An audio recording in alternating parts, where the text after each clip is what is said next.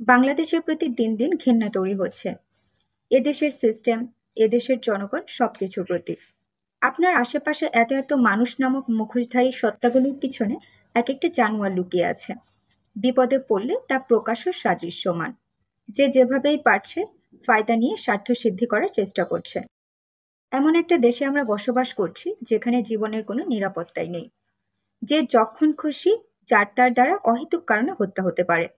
সিস্টেমের এত এত ত্রুটি, যে কোনো সময় শত শত প্রাণগুলো চোখের নিমেষেই ঝলসে পড়ে যেতে পারে।